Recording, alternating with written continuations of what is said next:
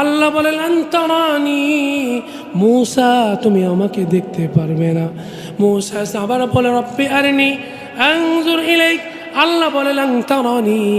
তাফসীরের মধ্যে লিখছে যেহেতু আল্লাহ তাআলা একবার বলে দিয়েছেন মূসা তুমি আমাকে দেখতে পারবে না, তারপরও মূসা কালিমুল্লাহ কেন বারবার বলতেছে মালিক তুমি আমাকে দেখা দাও।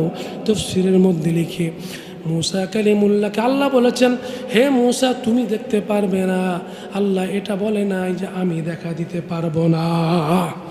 অর্থাৎ মূসা আমাকে দেখার মতো চক্ষু তোমার কাছে নাই, তুমি আমাকে দেখতে পারবে না। আর এইদিকে আমার নবী রহমাতুল লিল আলামিন মক্কাতুল মুকাররমায় রাতের বেলায় খাবার খেয়ে ঘুমিয়ে পড়েছেন। রাতের বেলায় খাবার খেয়ে ঘুমিয়ে পড়েছেন। আল্লাহ ডাক দিয়ে বলে জিবরাইল যাও যাও